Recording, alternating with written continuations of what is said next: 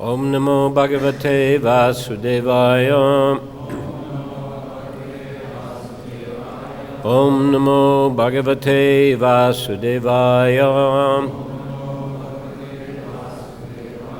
Om Namo Bhagavate Vasudevaya. So reading from Srimad Bhagavatam, Canto 6, Chapter 7. Indra offends Brihaspati. So today's verses are 37 and 38. This is 38 on the board. First I'll read 37.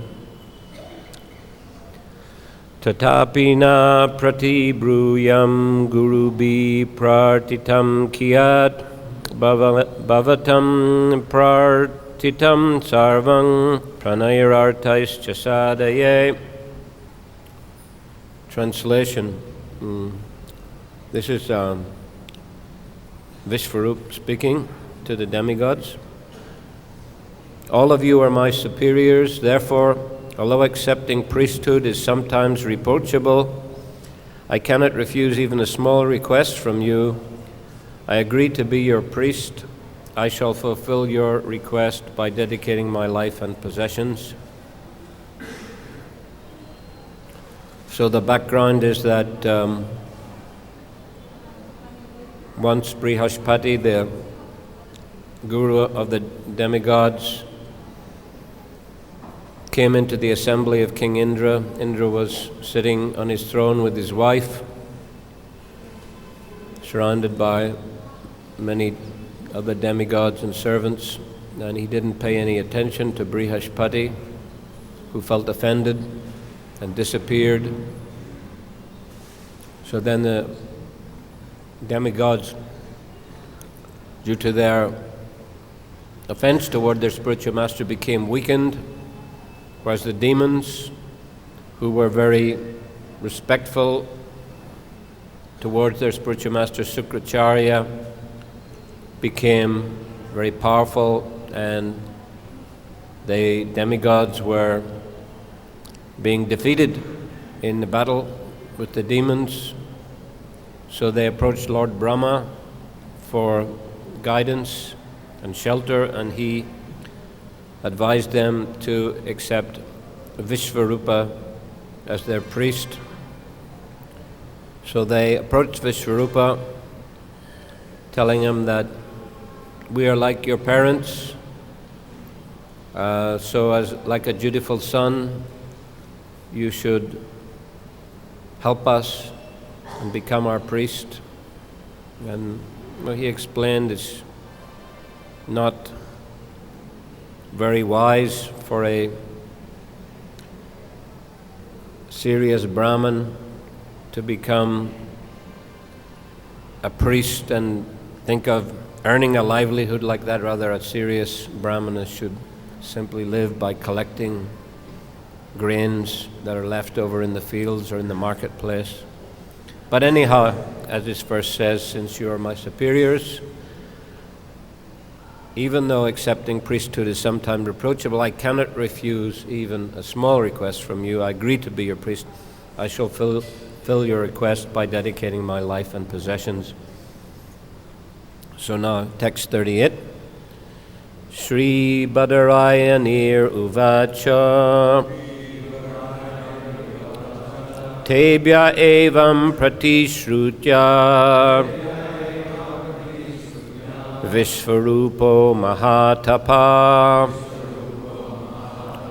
Paurahijyam Vritas Chakre Paramena Samadhina Shri Badarayanir Uvacha Tebhya evam pratishrutya Vishvarupo Mahatapaha Paurahijyam Vritas Chakre Paramena Samadhina.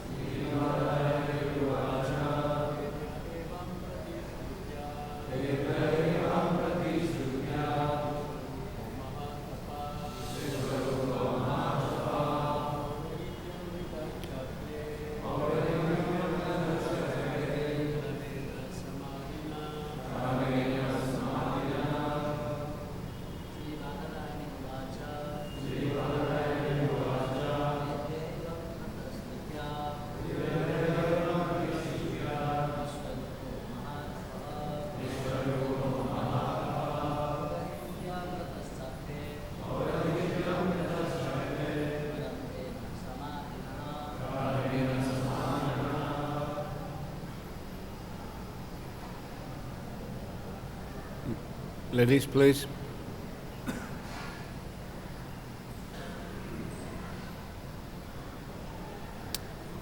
Shri Badarayani Uvacha. Shri Shukadeva Goswami said, Tebya, unto them the demigods. Evam, thus, Pratishrutya, promising, Vishvarupa,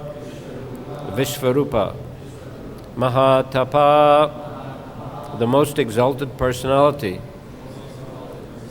Paurahityam, the priesthood, Vrita, surrounded by them, Chakre, executed, Paramena, supreme, Samadhina, with attention. Translation. Sri Sukadeva Goswami continued, O king, after making this promise to the demigods, the exalted Vishvarupa, surrounded by the demigods, performed the necessary priestly activities with great enthusiasm and attention. Please repeat. Sri Sukadeva Goswami continued, O king, after making this promise to the demigods, the exalted Vishvarupa, surrounded by the demigods, performed the necessary priestly activities with great enthusiasm and attention. Purport. The word samadhina is very important. Samadhi means complete absorption with an undiverted mind. Vishvarupa, who was a most learned Brahmana, not only accepted the request of the demigods, but took their request seriously and performed the activities of priesthood with an undiverted mind. In other words, he accepted the priesthood. Is it possible to turn this one here off, this fan? Yeah, off. In other words, he accepted the priesthood not for material gain, but to profit the demigods. Such is a duty of a priest. The word puraha means family and hita means benefit. Thus the word purahita indicates that the priest is the well-wisher of the family. Another meaning of the word pura is first. A priest's first duty is to see that his disciples benefit spiritually and materially by all means. Then he's satisfied. A priest should never be interested in performing Vedic rituals for his personal benefit. Shri Badarayanir Uvacha Tebya Evam Pratishrutya Vishvarupa Mahatapaha Purahityam Vritas Chakre Paramena Samadhina. Sri Sukadeva Goswami continued, O king, after making this promise to the demigods, the exalted Vishvarupa, surrounded by the demigods, performed the necessary priestly activities with great enthusiasm and attention.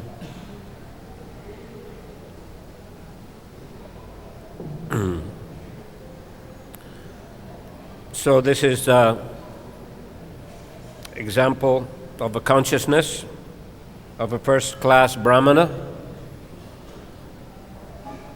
is accepting this particular service as the mercy of the Supreme Lord, because after all, the demigods are devotees of the Lord, even though they are not considered nishkama devotees. They are considered as sakama devotees. There's one purport here in the 6th canto where Prabhupada explains that because they're sakama devotees, they get a kind of reaction in the form of harassment from demons. Lord, of course, is especially attracted by the service of the nishkama devotees, but he also accepts the service of the Sakama devotees. Doesn't reject them, rather he encourages them to perform service so that they can gradually become purified. And obviously they also have service to do, important service to do. The demigods are in Jai Shri Shri Krishna Balaram Shri Shri Radhe Shamsundar Shri Shri Gauranitai Ki Jai. The demigods are in charge of universal administration. So this very important responsibility within the scheme of universal affairs. So even though we see them, some of them anyway, making, we say, mistakes or being overwhelmed by material desires or desire for power, desire for, or lusty desire. Indra especially, of course, is prone, as in this pastime here, he's enjoying with his wife and others and neglects his spiritual master. So result, put in a lot of difficulty, not only he but other demigods as well.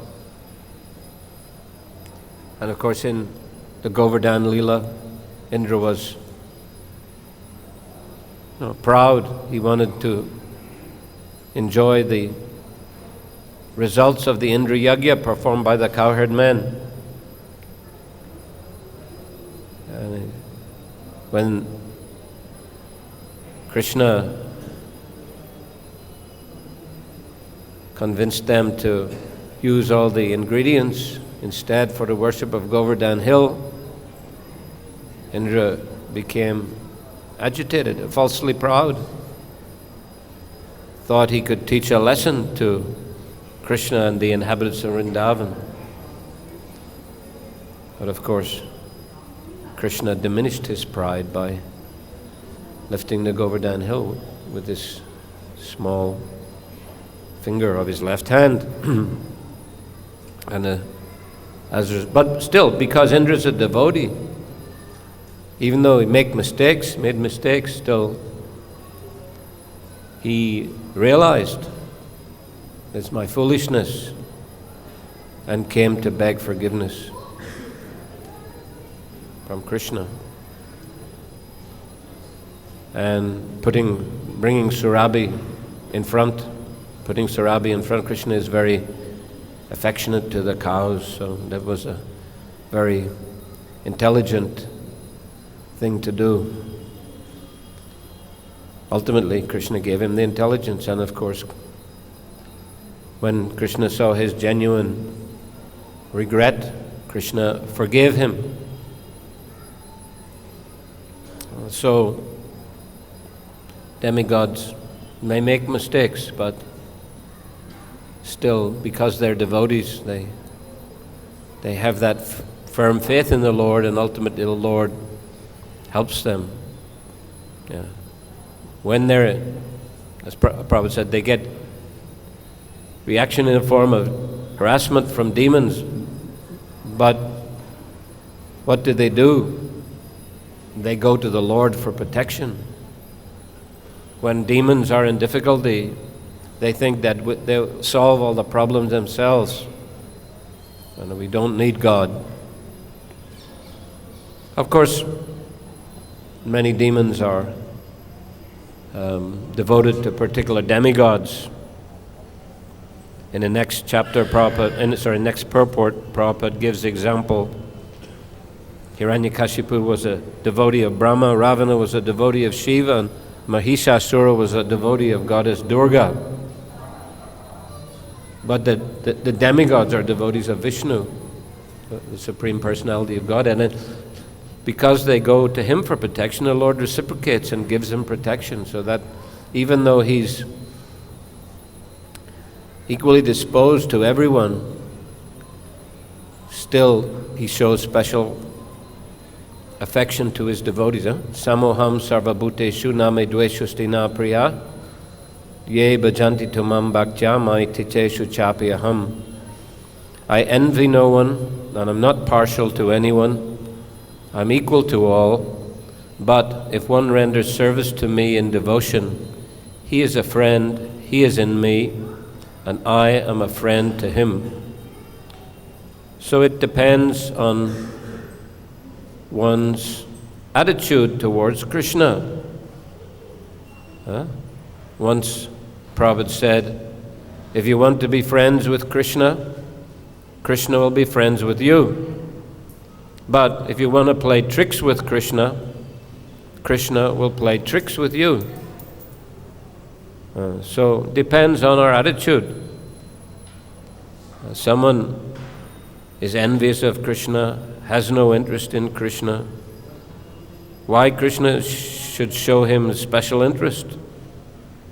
Yes, Krishna is a well-wisher of all living entities. Suridam sarvabhutanam. He's a well-wisher of everyone. But it depends on us. Do we want to attract Krishna's mercy by engaging in his service, chanting his holy names, serving his devotees, respecting his prasadam? Or do you want to ignore Krishna? Krishna is definitely attracted if we show some interest in him. And Prabhupada said once, if you're in a room and someone's in the next room, they're talking about you. If you hear a little, you want to go and listen. Very interested. What are they saying about me? Krishna is also attracted if his devotees are speaking about him.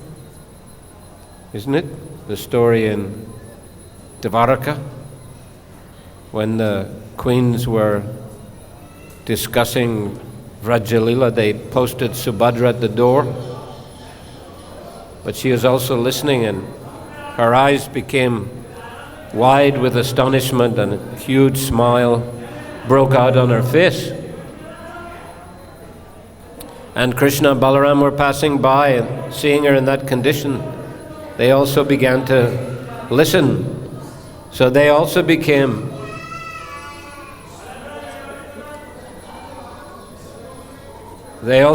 astonished, hearing their own pastimes with the gopis. And huge smiles broke out on their faces. So that's the form of Lord Jagannath. Jagannath Subhadra Baladev represents that particular pastime. So Lord is attracted by his own glories and pastimes, and especially attracted by his loving dealings with the devotees and the devotees' affection for him. One of the reasons why Lord Chaitanya appeared was to taste the love that Srimati Radharani has for him.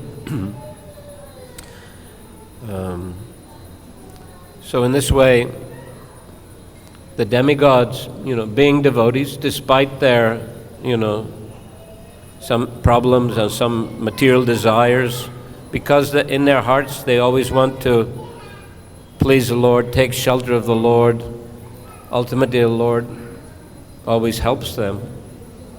And thus they, even though maybe get put into difficult, ultimately they're always victorious in defeating the demons. So here, Vishvarup, he knows that even though Vishvarup himself had some partiality towards the demons, nevertheless, he knows that demigods are very exalted personalities, and especially Lord Brahma himself told the demigods to request Vishwarup to be their priest. So Lord Brahma is the highest authority in the universe.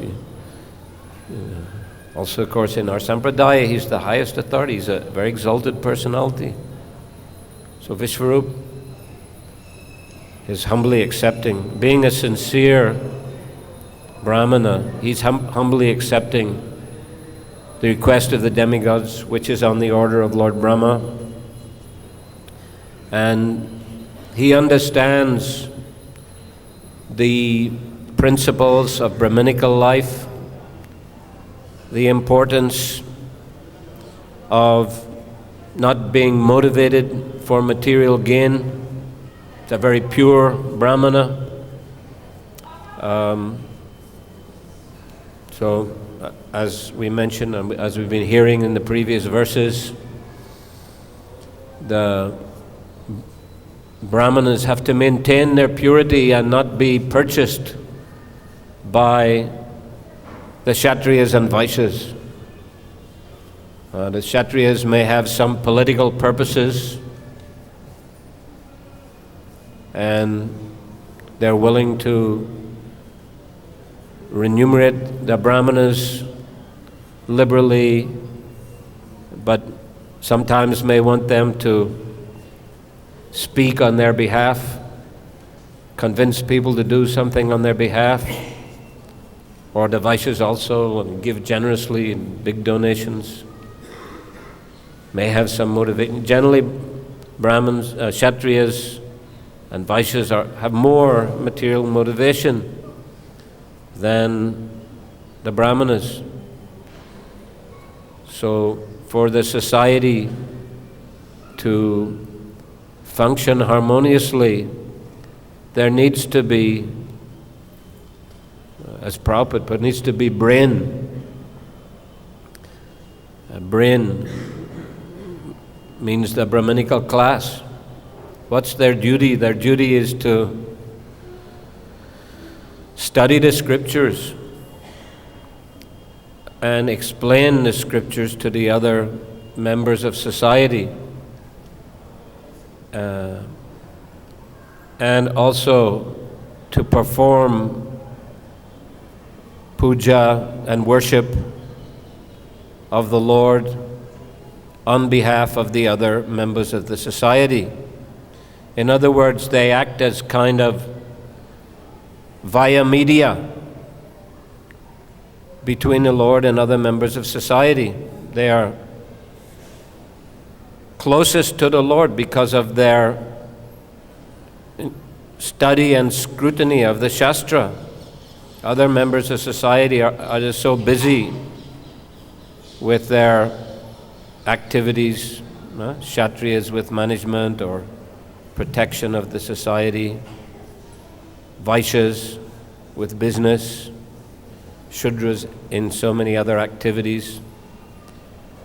The Brahmana's activity is to be close to the Lord and understand the instructions of the Lord, and then to disseminate and guide the other members of society. So in that sense, they're the brains.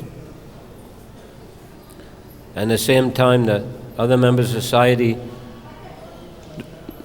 may not be pure enough or feel pure enough to worship the Lord directly, so that they do it through the Brahmanas. So in this way, the dealings back and forth, coming from the Lord and giving to the Lord, is done especially through the Brahmanas. So they have such important function in the society, but they have to maintain high standard of purity and not be distracted by material motivation. And this is very difficult now in Kali Yuga. Obviously, in previous ages, people were much purer and they were able to, follow the standards of Vedic society nicely, and Brahmins were respected, and they were also able to maintain their neutrality and purity so that they could guide people impartially, give them genuine spiritual instruction. But nowadays in Kali Yuga, it's very difficult.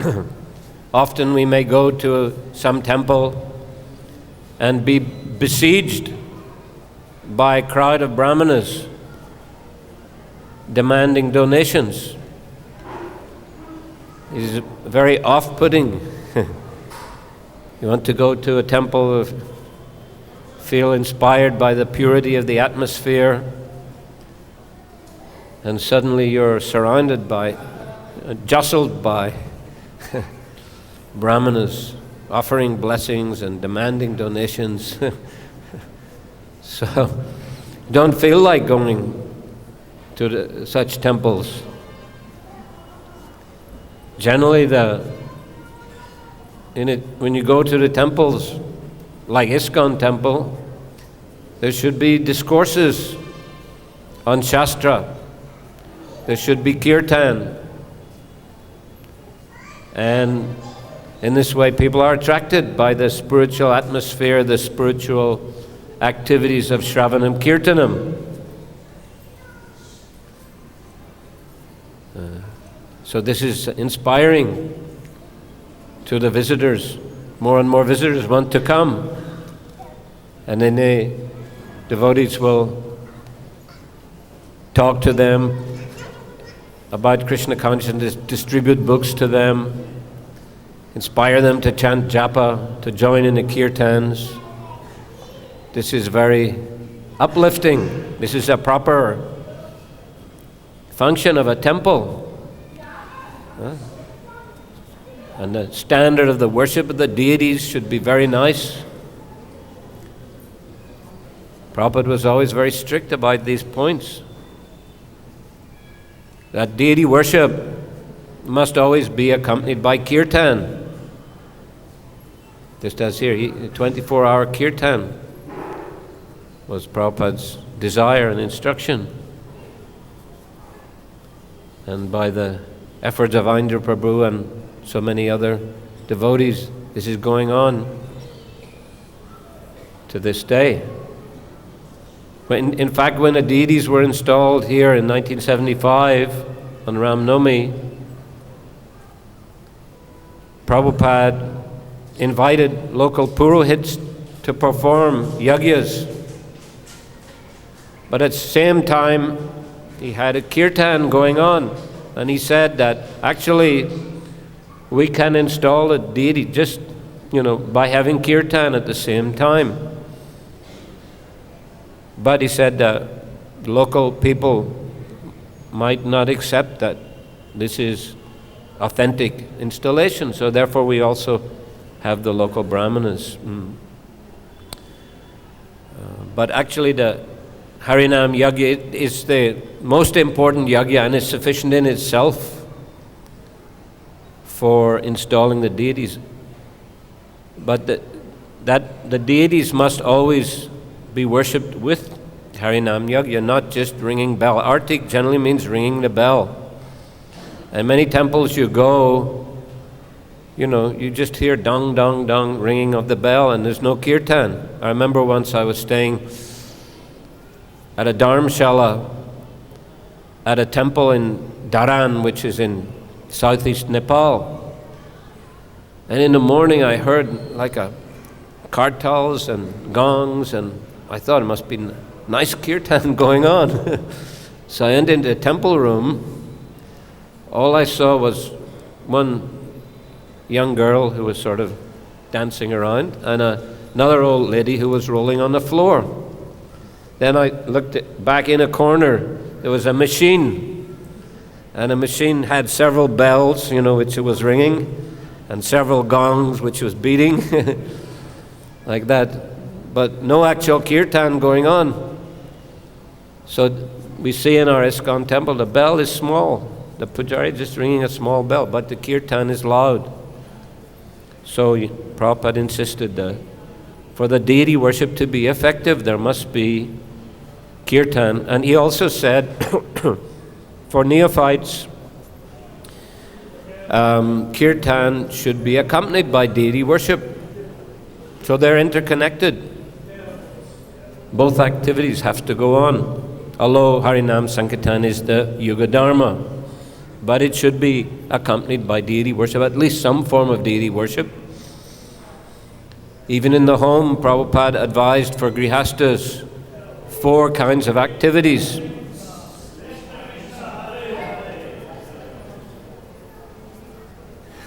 Hare Krishna. 4 kinds of activities. They should keep some altar at home, even if simple one. Offer their food. The members of the family take prasadam together, perform kirtan together, and hear from the scriptures together. So this very complete program, the same program in ISKCON temples, more elaborate, but it's the same principle. And the brahmanas, they should be as pure as possible, as is possible in Kali Yuga. Devotees in general should try to follow the example of exalted personalities like Vishvarupa. You know, he had no personal motivation, but was obedient to his authorities and tried to execute his duty and service in the most selfless way possible, the most dedicated way possible, concerned not to be polluted by material desires. Even Lord Brahma, when he was going to undertake the creation, he was also concerned and may be affected by material desire. He was praying to the Lord what to do, and that's when the Lord spoke the 4 seed verses of the Bhagavatam to him, that you should see me everywhere in all situations, in a past, present, future. So, as Krishna said, in all activities, just depend upon me and work always under my direction. Thus you can pass over all the obstacles of material life by my grace. But if you act out of false ego and not hearing me, then you'll be lost.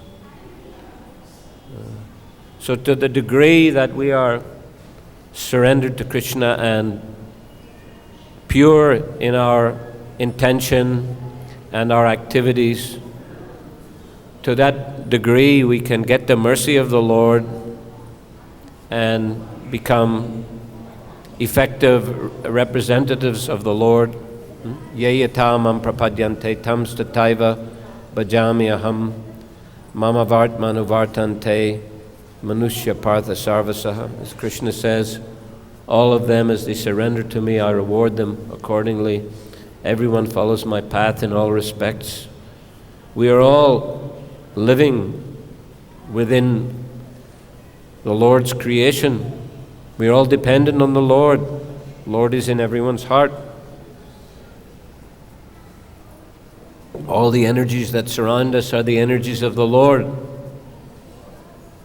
So He cannot go out of the Lord's creation. It's not possible. Our position is always dependent on the Lord, within the Lord's creation. But our consciousness can vary. Consciousness can be very pure spiritual consciousness if we attentively follow the instructions of the Lord and the acharyas. And if we don't follow, then our consciousness will be polluted. And the less we follow, the more polluted our consciousness will become. The more we'll be affected by tamagun. Most of the world is, in Kali Yuga, is deeply entrenched in tamagun. So, and the Prabhupada again and again, he refers to the materialistic people as simply living like animals, dogs and cats. Animals are in Tamagun. So when he went to Australia once, the newspaper reporters were asking, why have you come here? And Prabhupada said, to save you from a dog's life.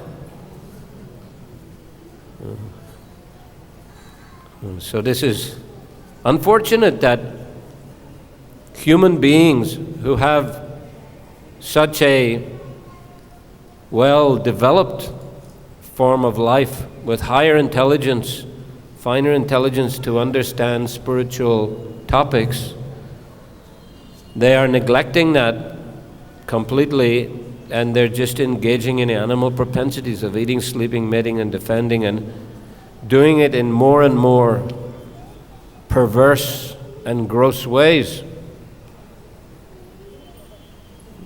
And this is very much, of course, lauded in the Western liberal democratic society, so-called democratic society.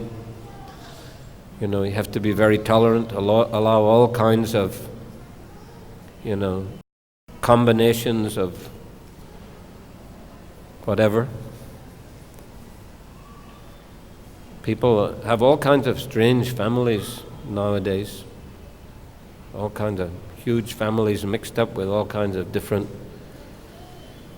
relationships. But no spiritual understanding. So this is an unfortunate condition of life in Kali Yuga. So Prabhupada was a very powerful representative of the Lord. Even though we can say, in his family life was, performing more like a Vaishya activity. He was engaged in business activity, but he was a great devotee of the Lord, and he had the great fortune to meet the powerful Acharya, Srila Bhaktisiddhanta Saraswati Thakur, and accept him as his spiritual master. Prabhupada said in the beginning, within the heart, not officially, but in the heart anyway. That's the most important thing. After 11 years, he got formally initiated, but he accepted him as spiritual master, and he was following the standards of Krishna consciousness, even though he was, performing his family duties and earning money for his family. And his desire to follow the original instruction of his spiritual master to preach Krishna consciousness all over the world is always there in his heart. He always meditated upon it. And that instruction was reconfirmed in the last letter he wrote to his spiritual master shortly before his spiritual master departed. The same instruction to preach Krishna consciousness in the English language and spread it all over the world. So when the opportunity came and Prabhupada increased his preaching activities more and more and more, so it means long time he was meditating on his spiritual master's instruction and helping his god brothers wherever possible, and then when opportunity arose to himself begin back to Godhead and then begin some society of devotees. He took those opportunities more and more and more. Was translating books, and when his spiritual master told him in a dream to accept sannyas several times, even though at first he felt reluctance, still he understood this is my spiritual master's desire. And when his god brother Keshav Maharaj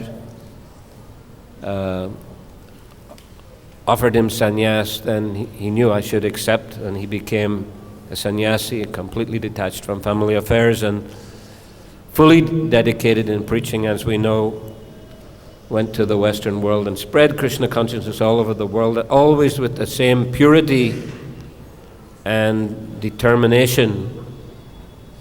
That's why he came out successful, because he had no motivation for his own personal aggrandizement or for becoming a wealthy man.